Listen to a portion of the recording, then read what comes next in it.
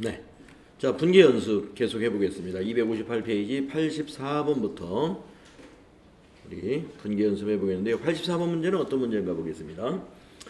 장기금융상품으로 처리되어 있던 외환은행 정기적금이 금일 만기가 도래하여 정기적금 만기가 되었군요. 원금 500만원과 이자 100만원 중 원천징수세액 14만원을 제외한 잔액은 한국은행 보통예금으로 대체하였다.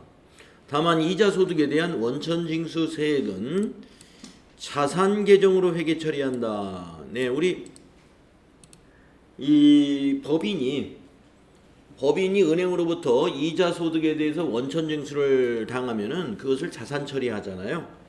예, 이 분계는 우리가 경험이 있죠? 해봤던 경험이 있으시죠? 자, 그러면 84번 분계 한번 해봅시다.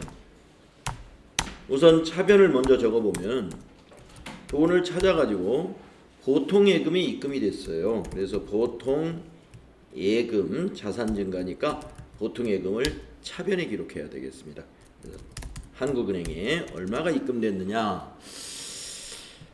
원금 500만원하고 이자 100만원 하면 600인데 원천징수 14만원을 제외했으니까 586만원이 들어왔겠구나.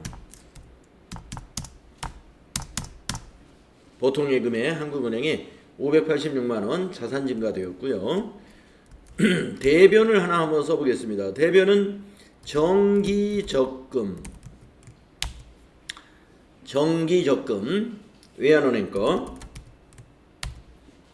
이게 500만원이 어떻게 됐어요?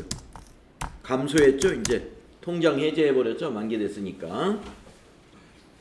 그리고 이자 수익이 100만원이 발생합니다. 그렇죠? 예, 그래서 이자 수익 발생은 대변에서 발생하니까 대변의 이자 수익 100만원 이렇게 기록합니다. 1,000,000,000 이렇게 기록합니다. 이자 수익 100만원. 자, 지금 차대변이 안 맞죠? 아까 원천징수세액은 자산계정으로 회계 처리한다. 네, 자산은 차변이죠. 우리가 이거를 선납세금이라고 회계 처리한다 이 말이죠. 선납세금이라고 회계 처리한다. 그러면 선납세금이 얼마예요? 14만원. 아시죠? 그래서 이제 결산 수정분계 때 합계잔액 시산표에 있는 저 선납세금의 차변 잔액을 대변으로 전부 상계 처리하고 차변의 법인세 등으로 법인세 비용으로 대체하는 분계를 우리가 결산 문제에서 많이 해봤잖아요. 자, 84번 충분히 할 수 있는 문제였습니다. 다음에 85번 분계는 어떤 분계인가요? 당사는 전월 주식회사 제1상사에 일시적으로 대여한 자금 500만원과 이에 대한 이자를 합하여 총 543만원 가로 열고 원천징수세액 7만원을 차감한 금액이래요. 금일 한국은행 보통예금 계좌로 입금받았습니다. 그러면 차변의 보통예금 자산 증가됐고 단 이자 소득에 대한 원천징수세액은 자산 계정으로 회계 처리한다. 84번과 똑같은 문제입니다. 자, 85번도 차변의 보통예금이 한국은행 보통예금으로 543만원이 들어왔어요. 그리고 대변은 아니구나. 저 제1상사에 일시적으로 대여한 자금이네요. 지난달에 빌려줬으니까 한 달 된 거잖아요. 그러니까 단기 대여금이 만기가 되었다. 거래처는 제1상사 500만원. 그래서 단기 대여금 대변에서 자산 감소하고요. 그 다음에 저기 원천징수 7만원 자산 처리하라고 그랬죠. 이것이 바로 선납세금이다. 선납세금. 7만.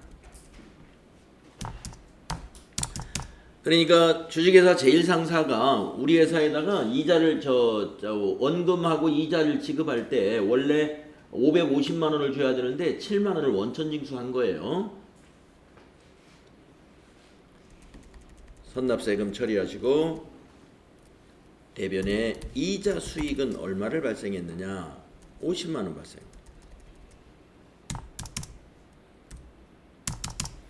세금 7만 원하고 43만 원 받았죠? 그러니까 이자 수익 발생은 50만 원이다. 이렇게 회계 처리해야 된다 이겁니다. 아셨죠? 네. 자, 86번으로 넘어가 볼까요? 자, 86번 분계는 어떤 분계인가요? 네, 86번은 이런 문제입니다. 이런 문제입니다. 보통예금에 대한 3개월분 이자 10만원 가로 열고 전기의 미수 수익으로 계상해 두었던 금액 8만 1,000원이 포함되어 있어요. 이것 중 원천징수세 14,000원을 제외한 금액이 한국은행 보통예금 계좌에 입금되다. 단 원천징수세액은 자산으로 처리한다. 네. 우리가 보통예금에 입금에는 돈이 막 이자가 이렇게 10만 원씩 붙나요? 예. 거의 이자가 없죠, 보통예금은. 자, 아무튼 보통예금에 이렇게 이자가 붙었다는 거예요. 그런데 작년 결산 때 이런 일이 있었다 이겁니다. 전기에 미수 수익으로 계상해 둔 것이 8만 1,000원이 있어요. 지난해 결산 때 8만 1,000원은 지난해 수익으로 잡았기 때문에 요 10만 원 이자 중에서 8만 1,000원을 뺀 금액 19,000원만 단기의 이자 수익으로 인식해야 돼요. 왜 그런지 아시죠? 8만 1,000원은 이미 전기의 이자 수익으로 반영을 했단 말이에요. 그래서 단기에는 이 8만 1,000원은 이자 수익으로 기록하면 안 돼요. 이자 수익은 19,000원이고 8만 1,000원은 미수 수익을 우리가 전기 결산 때 미수 수익 해가지고 차변에 자산 처리했잖아요. 그거를 자산 감소로 처리하는 거예요. 그러니까 우리가 기말에 수정 분계할 때 수익과 비용의 이연과 발생에 대한 분계를 할 때 뭐 미수 수익 그다음에 미지급 비용 또는 선급 비용, 선수 수익 이러한 개정 과목들이 있잖아요. 그게 그 다음 회계연도에 이런 일이 발생하게 되는 겁니다. 그때 상계되는 거예요. 자, 어떻게 상계되는지 한번 해볼까요?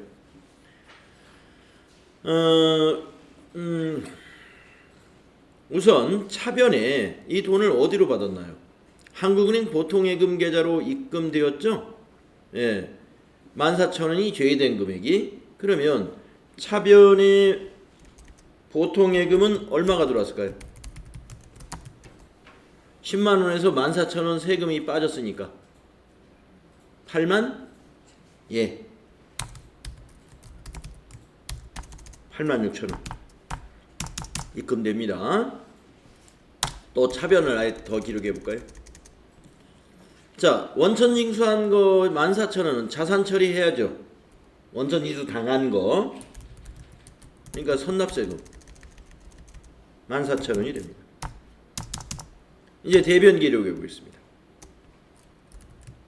아까 말씀드린 대로 전기의 미수 수익으로 잡아놨던 거 오늘 돈 받았죠.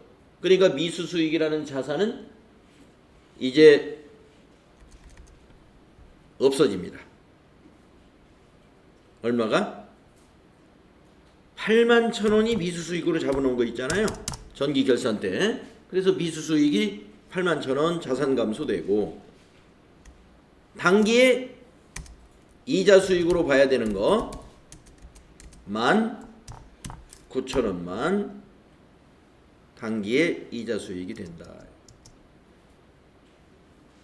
이렇게 회계처리.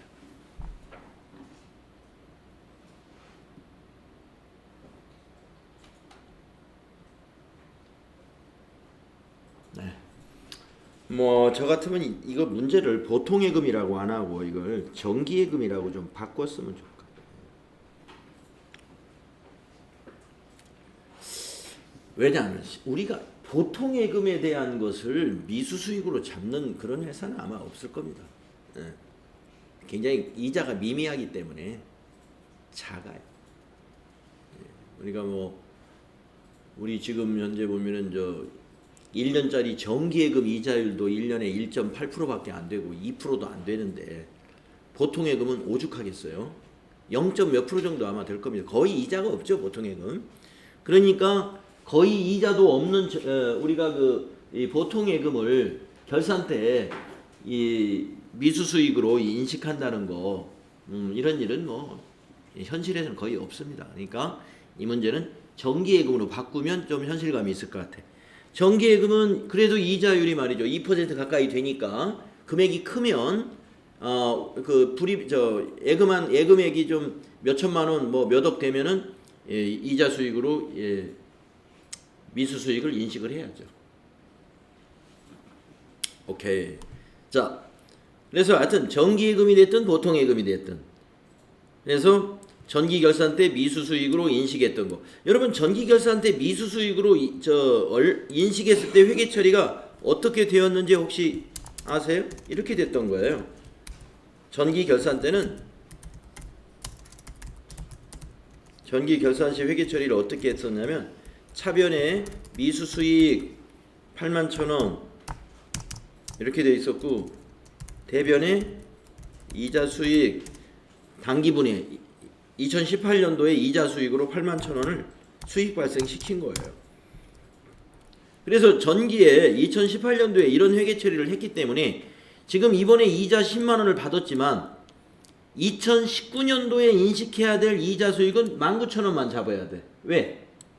작년에 결산할 때 81,000원은 이미 수익으로 전기의 수익으로 반영했기 때문에. 아시겠죠? 우리 이런 분계 많이 했잖아요. 전기결산 우리 이제 결산 때 이자 경과분, 기간 경과분에 대한 이자 수익만큼 수익으로 발생시킨다.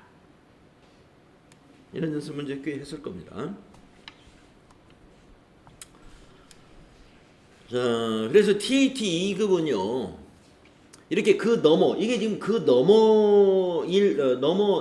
결산 끝나고 그 다음에 일어나는 일까지 이렇게 분계 문제로 낼 수 있는 겁니다.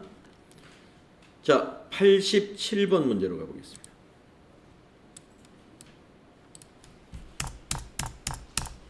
간단한 문제인가요? 문제가 두 줄밖에 안 되네요. 대표이사 최민철로부터 시가 1억 원의 건물을 증여받았다. 당일 소유권 이전 비용으로 취득세 500만 원을 현금으로 지출했습니다. 취득세는 어떻게 해야 돼요? 자산의 취득 가격에 포함을 해야 됩니다.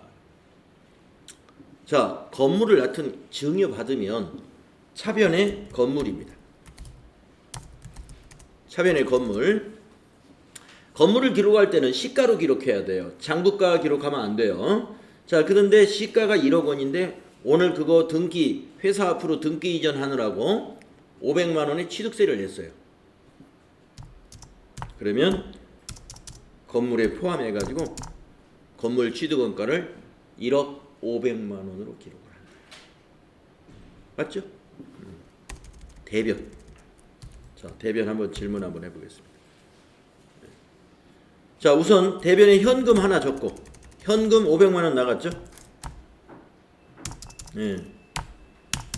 그러면 대표이사가 회사에 지금 건물 하나를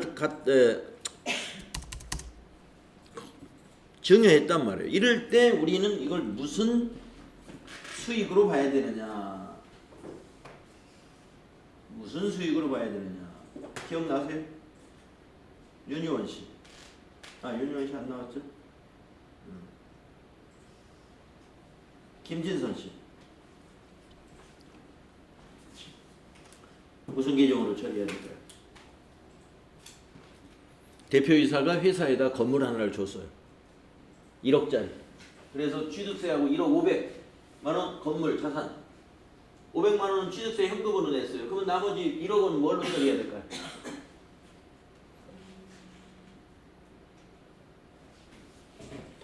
자, 시험에 자주는 안 나오는데 이거 우리 영업의 수익에서 배웠어요.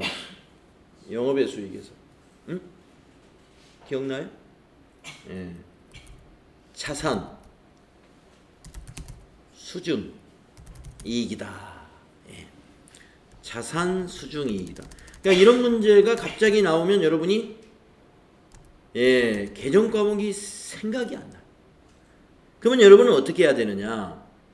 적어도 이론 공부를 조금 하셨기 때문에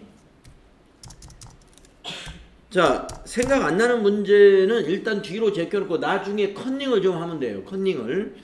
자, 이거 분명히 증여받았으니까 영업의 수익일 텐데 개정 과목이 뭐였지? 도대체 생각이 안 나네.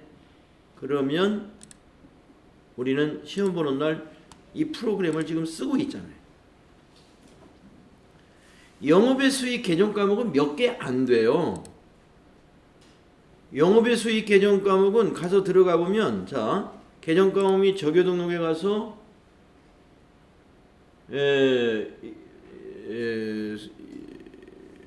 자산부채 자본, 매출원가, 판관비, 기타. 자, 기타의 영업의 수익 가볼까요? 이거밖에 안 돼요. 이거밖에. 네. 쭉 보면 되지. 쭉 보는데 밑에 또 있네. 이게 보다 보니까 자산 수중이익 맞아. 예. 그래서 우리가 영업의 수익 공부할 때 자산 수중이익하고 채무면제이익을 나란히 공부했어요. 자산 수중이익이 바로 지금처럼 증여받은 자산을 이익으로 처리할 때 자산 수중이익. 채무면제이익은 채권자가 우리한테 받을 돈을 안 받겠다. 뭐 안 받겠다기보다는 뭐 예를 들어서 1억 원의 외상 매입금이 있는데 5천만 원을 뭐 깎아줬다든가 이런 게 채무 면제 이익입니다. 일부를 받고 일부를 그냥 면제시켜줬어요. 이게 채무 면제 이익입니다.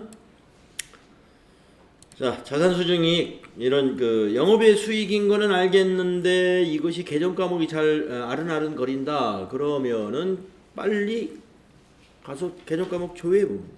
그러니까 여러분 이 프로그램하고 아주 친해져야 돼요. 이 더존 스마트 A 프로그램에 이 개정 과목 및 적요 등록에 잘 영업의 수익, 영업의 비용 딱딱 모아져 있잖아요. 예. 그러니까 이론 문제 풀 때도 이것이 영업의 수익인가, 영업의 비용인가, 판매 관리비인가 헷갈린다. 그러면 영업의 비용에서 한번 보면 되지. 예. 판관비에서 또 다시 한번 이렇게 보면 되고. 예. 그래서 열어보면 알 수가 있어요. 네, 뭐 찾아보려면 아무래도 시간은 걸리겠죠. 시간 남을 때 해야 돼. 단번에 이런 거 안 찾아보고도 맞출 수 있는 문제부터 해결을 해야 되겠네요. 그죠? 자, 다음에는 88번.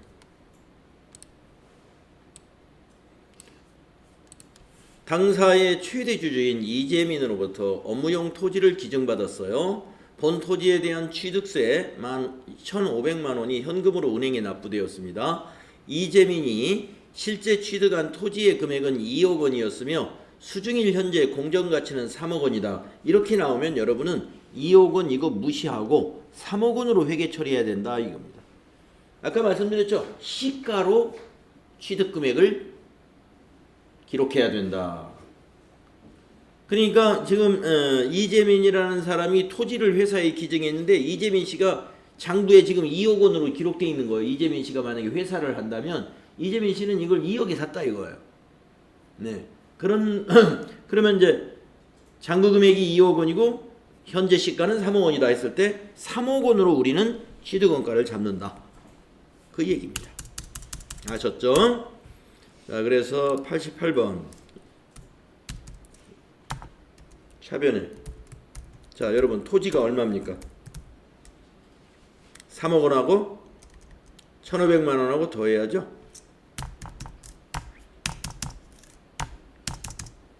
자, 대변은 현금이 얼마 나갔습니까? 1,500만 원 나갔죠?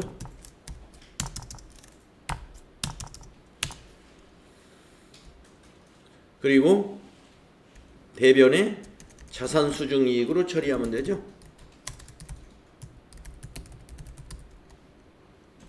시가로 3억 원.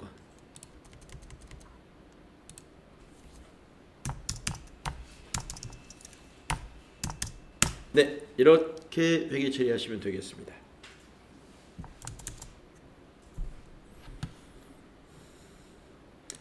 자, 다음은 89번 문제로 가볼게요. 89번. 주식회사 상일에게 지급해야 할 외상매입금 300만원 중에서 50%는 우리은행 당좌예금 계좌에서 송금하였고 나머지 50%는 면제받았다. 요게 이제 아까 얘기했던 채무 면제이익. 자, 차변 어떻게 됩니까? 자, 요거 누가 한번 해볼까요? 금재진 씨 한번 해볼까요? 차변은 부채 감소. 그렇죠. 저기 거 상일 거 얼마? 300만 원이죠? 예, 부채 감소하고. 대변은 어떻게 기록하죠? 두 개로 나누어져야죠. 예. 150만 원. 나머지는요? 면제받았다. 아까 계정값은 우리 보고 왔는데 여기서 보고 왔잖아요. 영업의 수익에. 네? 영업의 수익에 아까 자산 수증이익 바로 밑에. 채무 면제 이익이죠.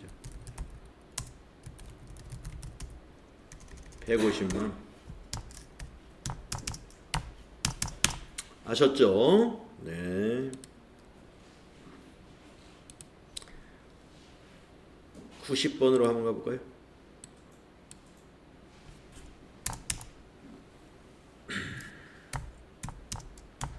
자, 90번 문제 보겠습니다. 보유 중인 길동상사의 주식에 대해 150만 원의 중간 배당이 결정되어 한국은행 보통예금에 입금되었다. 원천세는 고려하지 말 것. 원천세는 고려하지 말 것. 자, 길동상사 주식에 대해서 150만 원의 중간 배당이 결정되어 가지고 한국은행 보통예금에 입금됐어요. 예. 이것도 영업의 수익입니다. 예. 자, 그러면 차변에는 일단 자산이 증가하죠. 자산이. 네, 이 분계는 누가 한번 해보느냐? 김수진 씨 한번 해볼까요? 자, 90번. 돈을 받았습니다. 150만 원. 배당금 받았어요. 중간 배당금. 보통예금이죠?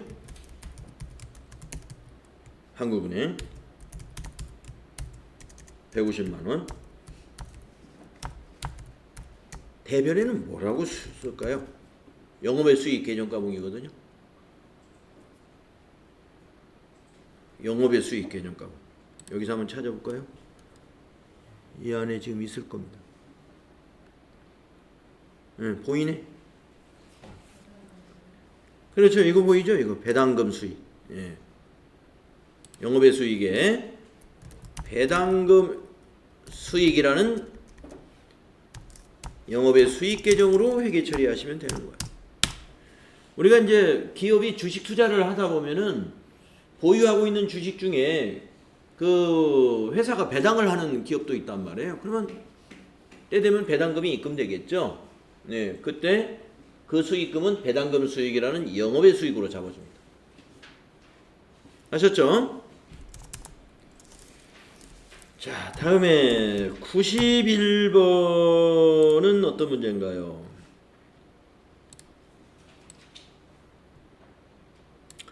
당사가 보유 중인 유가증권 보통주 1000주고 액면 금액은 한 주당 5,000원이고 장부 금액은 한 주당 10,000원에 샀네요. 자, 유가증권에 대하여 현금 배당액 한 주당 800원씩 배당했네요. 현금 배당액과 주식 배당액을 아래와 같이 당일 수령했다. 네. 당일 수령했습니다. 자, 현금은 80만 원 받았고 주식은 100주를 받았어요. 주식은 자 여기서 말이죠. 현금 배당은 분개를 합니다. 회계 처리가 필요해. 현금 배당은 아까 90번하고 똑같은 그런 원리. 현금 배당은 해야 돼요. 주식 배당은 회계 처리 안 합니다. 왜 안 할까요? 자 여러분 분개는 언제 하는 거예요? 회계상 거래가 발생해야 분개를 하는데 회계상 거래는 뭐냐? 자산, 부채, 자본, 수익, 비용에 변화가 생겨야 돼. 자 근데 현금을 80만 원 받으면 자산이 현금이라는 자산이 변화가 생기죠. 증가하잖아요. 그런데 주식을 100주 받은 거예요. 주식 100주 받아가지고 파는 것도 아니고 어떻게 한 것도 아니에요. 그냥 공짜로 받은 게 이게 주식 배당이거든요. 주식 배당이라는 건 주식을 그냥 공짜로 받은 거예요. 100주. 뭐 변한 거 있나요? 우리 회사에? 예, 우리 회사의 장부에 주식 숫자만 늘려주면 돼. 예, 만약에 땡땡전자 주식을 만약에 삼성전자 주식을 100주를 받았다. 그러면 삼성전자 주식의 수량란에다가 기존에 1000주가 있었으면 거기를 1100개로 이렇게 바꿔주고 금액을 안 바꿔요. 금액을. 왜? 돈 주고 안 샀잖아요. 근데 우리 회계상 거래는 수량이 바뀌는 것은 이게 회계상 거래가 아니에요. 예. 자산이 증가하거나 감소하려면 어떻게 돼요? 예. 금전적인 거래가 있어야 되잖아요. 예, 우리가 이거 뭐 외상으로 산 것도 아니고 그래서 91번 문제는 현금 배당만 회계 처리한다는 거. 네. 그리고 주식 배당을 받은 거는 우리 주식 장부에다가 수량만 고쳐 쏜다. 예, 아시겠죠? 그럼 한번 분개해 봅시다. 이건 차변에 어디로 들어왔나요? 이게 당일에 수령했다. 여기까지 대하여 현금 배당액을 주식 배당 아래와 같이 현금으로 그냥 받았나 봐요. 예, 그러면 차변에 현금 80만 대변은 배당금 수익 똑같아 80만.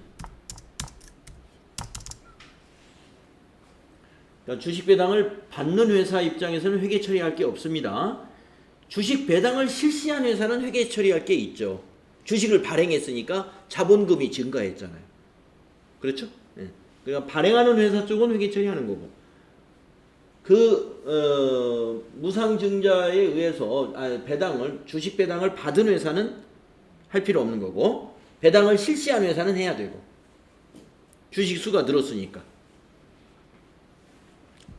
무슨 얘기인지 아시죠? 다음에 92번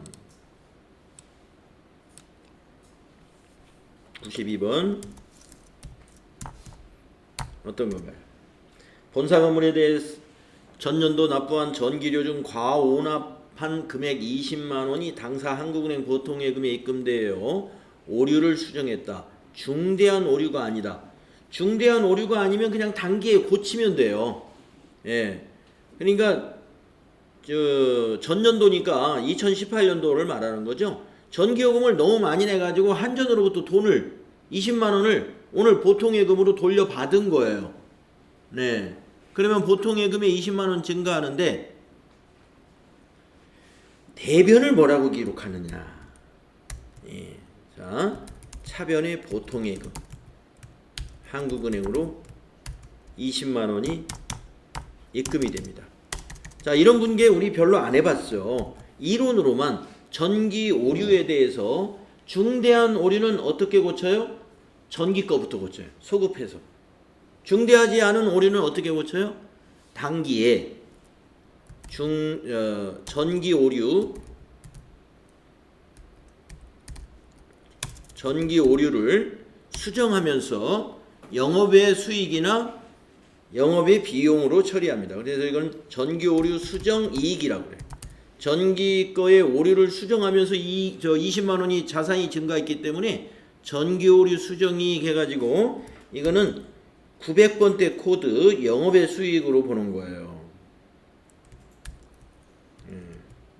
영업의 수익에 해당이 됩니다. 20만 원. 중대하지 않은 오류는요.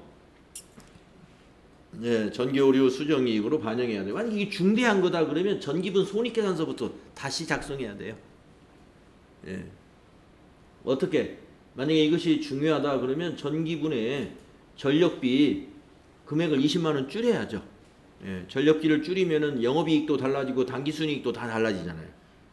그렇게 해가지고 단기의 2월 이익잉여금이 달라집니다.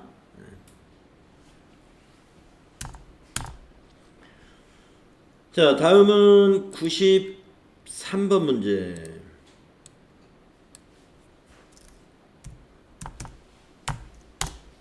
매출처인 주식회사 여유통상으로부터 일시적으로 차입했던 3천만 원과 이에 대한 이자 200만 원 중 이자 소득에 대한 원천징수세액 50만 원을 차감한 전액을 한국은행 보통예금 계좌에서 송금해서 상환했습니다. 자, 우리가 이제 빌린 돈을 갚은 겁니다. 그리고 우리 회사가 그 이자에 대한 원천징수를 우리 회사가 실시한 거예요. 우리가 원천징수를 법인이 당하면 선납세금 자산 처리했죠. 반대로 우리가 이자를 공제했습니다. 이건 뭘까요? 예수금. 그렇죠. 예수금. 자, 그러면 분개 한번 해봅시다. 차변의 부채 감소, 대변의 자산 감소, 그 다음에 차변에 또 비용 발생도 있네. 예. 차변에 비용 발생도 있고 부채 감소도 있고 대변에 부채 증가도 있고 자산 감소도 있고. 예. 차변에 2개, 대변에 2개예요. 자, 그러면 차변에 부채 감소가 뭐가 있느냐 하면은 일시적으로 차입했던 거니까 단기 차입금이라고 봐야 되겠네요. 단기 차입금 가로 열고 여유통상 3천만 원 부채 감소가 일어나고 또 차변에 비용 발생을 하죠. 200만 원 이게 뭐예요? 이자 비용 200이 이자 비용이 발생합니다. 그리고 대변도 2개가 돼요. 하나는 우리가 원천 징수를 했기 때문에 예수금이라는 부채가 회계 처리돼야 되고 또 하나는 지급했죠. 원천 징수한 거 50만 원 빼고 보통 예금에서 송금했기 때문에 보통 예금이라고 하는 자산 감소하게 되니까 대변의 보통 예금이 3,200에서 50만 원 빼면 3,150만 원이 되겠네요.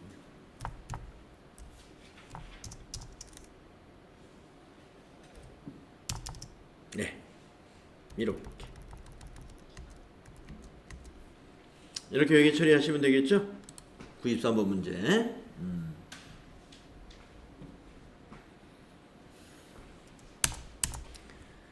자, 다음은 94번으로 한번 가볼까요? 94번 어떤 문제인가요?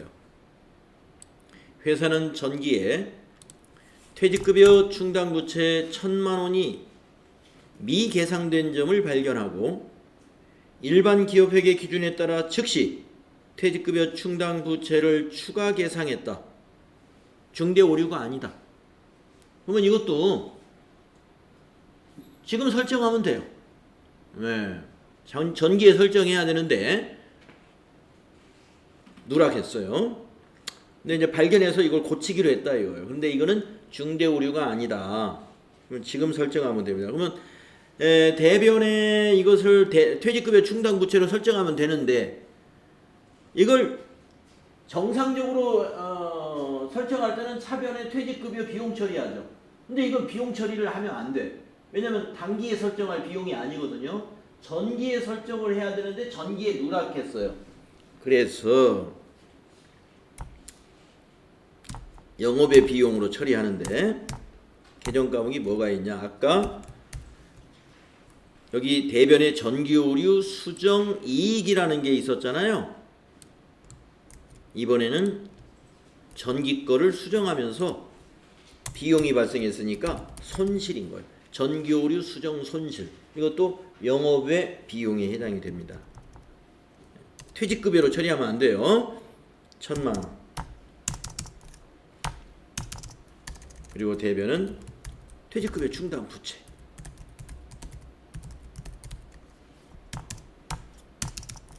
네. 자, 이런 문제 실제로 기출문제에서 아직까지는 나온 적이 없었는지 최근에 한 6개인가 풀어봤는데 없었습니다만은 뭐 얼마든지 나올 수 있는 유형의 문제입니다. 그래서 이런 거 알아두셔야 기출에 그동안 출제되지 않았던 유형의 문제가 툭 튀어나와도 여러분이 맞출 수가 있다. 자, 그런데 이제 다음 페이지에 보니까 이제 결산 분계에 관한 연습 문제가 나왔어요. 이건 결산 분계 많이 해봤는데 한번 같이 해봅시다. 95번 문제로 가볼까요? 결산 수정 분계 문제로 넘어가서 95번. 자, 어떤 결산인가요? 영업부에서 홍보차 회사 로고가 새겨진 볼펜을 구입하여 광고 선전비로 계상했으나 기말 현재 미사용된 금액 130만 원을 소모품으로 대체하기로 했다. 네. 그러니까 회사 로고가 새겨 있는 것을 판촉물로 만들었는데 이제 판촉 활동에 쓰고 재고가 남아서 회사에서 이제 사무용으로 쓰려고 또 이제 그것을 소모품으로 대체했다는 거예요. 자, 그러면 광고 선전비로 계상했던 거 130만 원에서 빼줘야 되겠죠, 결산 때. 그리고 자산 잡으면 되죠.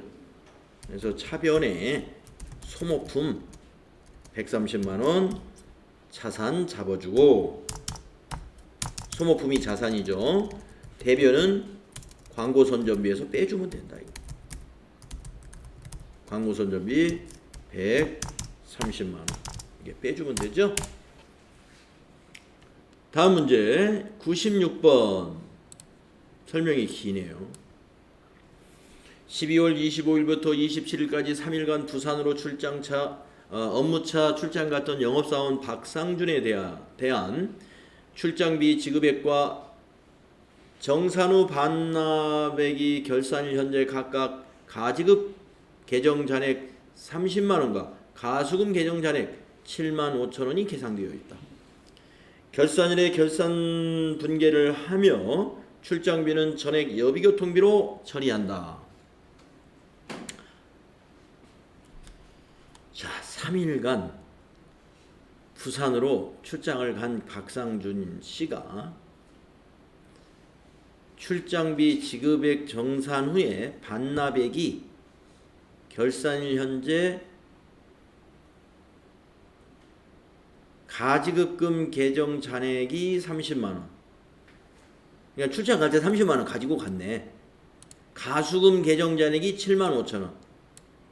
이걸 7만 5천원 반납했네. 예. 7만 5천원 반납한 거를 가수금으로 잡아놓은 거예요. 그러면 이거 안 되죠. 가지급금과 가수금 이런 그 미결산 계정 과목은 결산 전에 전부 정리해야 돼요. 그래서 정리분계를 해라 이런 얘기입니다. 자, 그러면 정리분계 한번 해봅시다. 96번 문제죠. 96번. 자, 차변에 여비교통비로 처리해야 될 걸 먼저 계산해 봅시다. 비용 발생. 여비교통비. 자, 30만원 가지고 가서 7만 5천원을 반납했으니까 20 25,000원이 돼야죠. 22만 5천 원을 여비교통비로 쓰고 온 거예요. 그러면 가수금이라고 처리됐다는 건 가수금이라는 건 부채 처리한 거죠. 대변에. 그러니까 오늘 정리할 땐 가수금을 차변에 적어야 돼. 7만 5천 원. 그러니까 박상준 씨가 부산에서 올라올 때 회사 보통예금에다 7만 5천 원을 송금시킨 거예요. 그걸 회사에서는 아직 무슨 도인지 이게 정산이 어떻게 되는 거야 하고 일단 모르겠고 일단 가수금으로 잡아놓은 겁니다. 예. 그래서 오늘은 정리한다. 오늘은 정리한다. 자, 대변. 자, 출장 갈 때 30만 원 가지고 갔죠. 오늘 여비교통비로 대체했으니까 가지급금 박상준 거를 오늘 대변에 자산 감소 시켜야죠. 30만 원. 이렇게 분개하면 됩니다.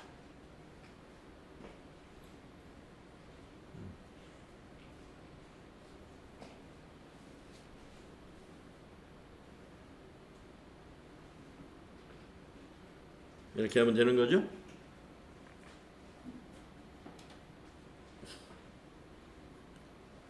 자, 다음에 만약에 가수금에서도 입금할 때 박상준이라는 사원이 입금했다라는 사실을 알고 있었다면 가수금 계정 과목에도 박상준의 거래처를 만들어 놨겠죠.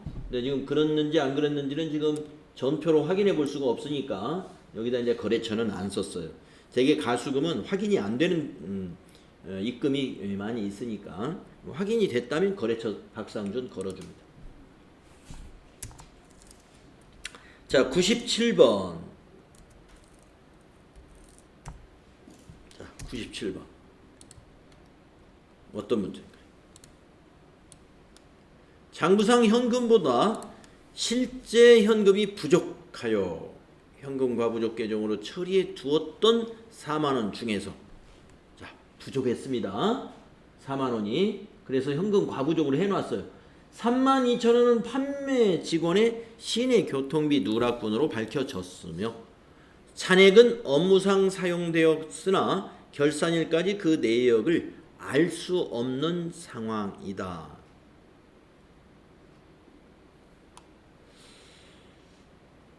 그러면 이거 결산일날 이 두 건을 한꺼번에 처리해야 되나? 32,000원이 시내교통비로 누락된 것이 결산일날 밝혀진 건가? 네, 그렇다고 봐야 되겠습니다. 네, 지금 4만 원이 현금이 부족해가지고 현금 과부족으로 처리한 적이 있어요.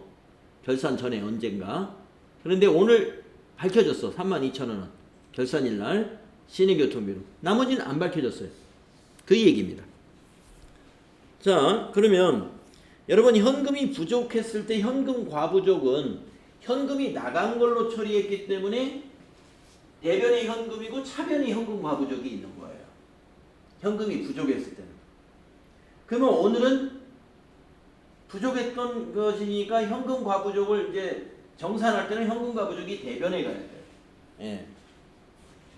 자, 그러면 차변이 두 개가 와야 됩니다.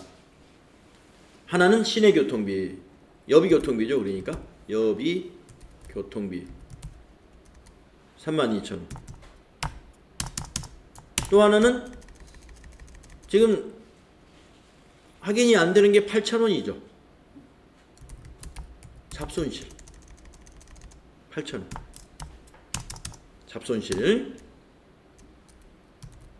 그리고 대변은 현금 과부족 4만. 이렇게 하면 되는 거죠. 이렇게 하시면 됩니다.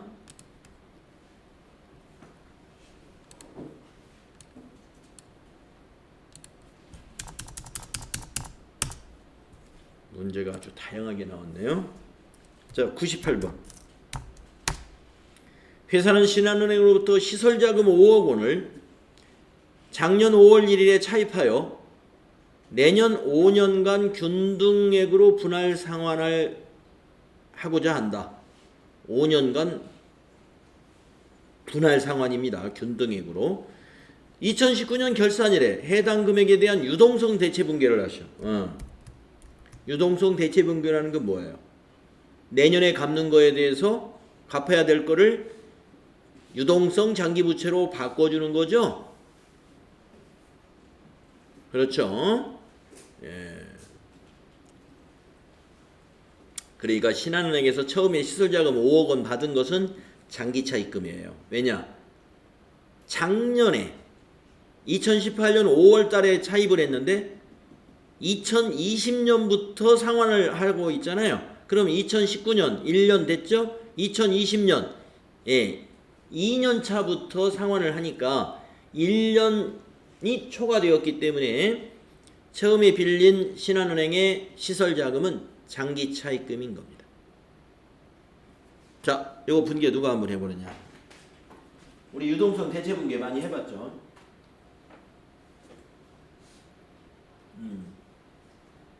조미소 씨 한번 해볼까요?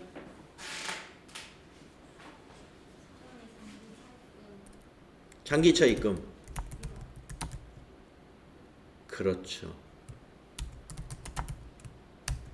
1억이 됩니다.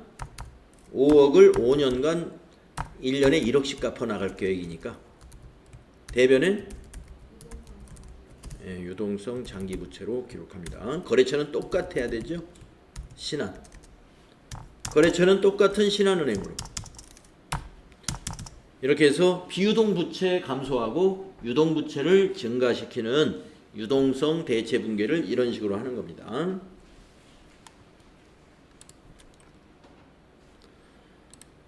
자, 99번 문제. 99번은 무슨 문제인가요? 당사가 기발행한 사채에 대한 자료이다. 기말의 사채의 액면금액과 발행금액의 차이에 대한 상각비를 일반 기업 회계 기준에 따라 회계 처리하시오. 예. 사채 할인 발행 또는 할증 발행 차금에 대한 상각입니다. 자, 액면가 1억 원이고요. 발행 금액은 9천만 원. 사채 액면 금액과 발행 금액의 차액 상각비는 유효이자율법 적용 시 300만 원이래요. 사채 액면 금액과 발행 금액의 차액의 상각이 유효이자율 적용 시 300만 원이고 정액법 적용 시 200만 원이다. 그럼 우리는 사채의 상각은 유효이자율법이에요. 그러니까 요거는 무시. 요건 무시. 예. 그러면 이자 지급에 대한 거는 이거 하라는 게 아닌가? 기말에 사채 액면 금액과 발행 금액 차이에 대한 상각을 하라.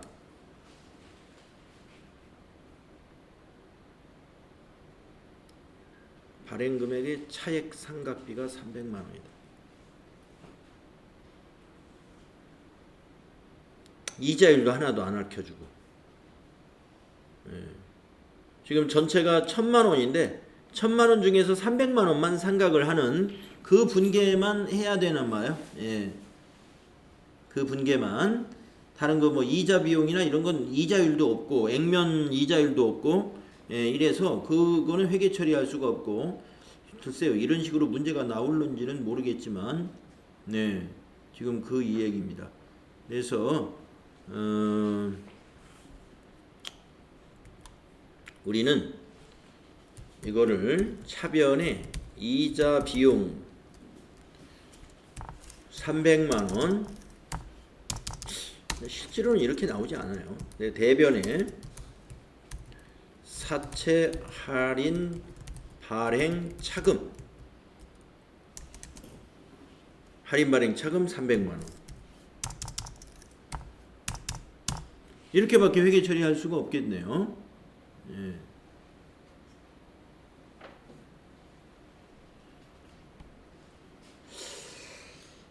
근데 실제로는요, 기말에 만약에 그 회계 처리할 때 이자 비용이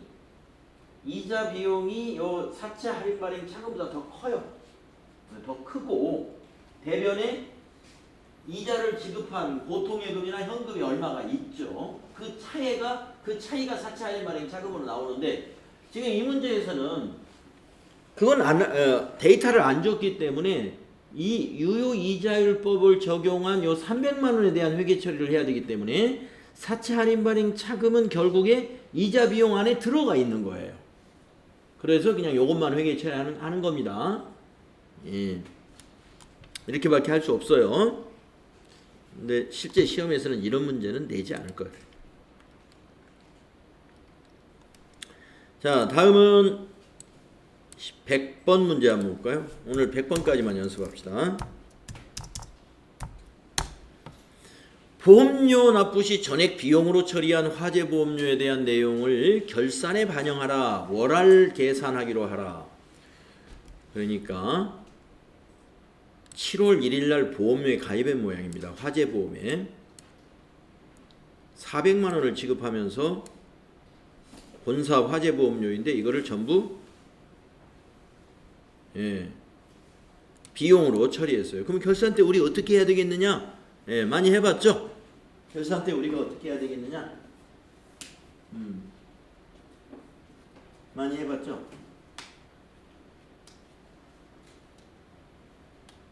박윤미 씨, 어떻게 해야 될까요? 차변 100번 400만 원을 보험료로 7월 1일 날 처리했었어요. 그러면 결산 수정 분계는 어떻게 해야 될까요?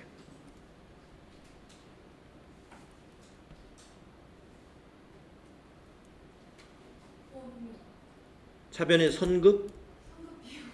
그렇지. 보험료가 아니라 선급 비용이죠.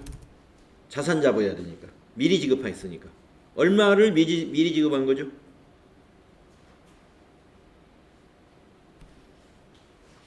(400만 원이) 1년치 보험료인데 대상 기간은 내후년 1년치가 아니네. 2년치네. 보험료 2년치. 예. 2년치가 400만 원이에요. 그러면은 1년 6개월치야. 지금 1년 6개월치를 선급 비용 처리해야 돼. 300만 원이죠? 예. 우리가 400만 원을 2년이니까 나누기 2 하면 1년에 200이란 말이에요. 근데 1년하고 6개월치가 되니까 300만 원.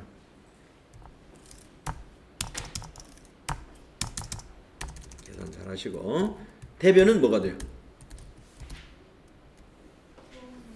보험료가 돼야죠. 이렇게.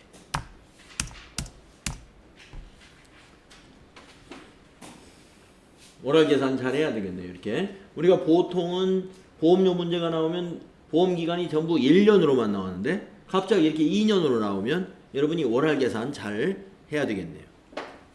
그래서 100번 이렇게 300만 원으로 계산을 해야 되겠다. 자, 결산 수정 분계 문제 100번까지 우리 해봤는데요. 오늘 분계 연습은 여기까지만 하죠.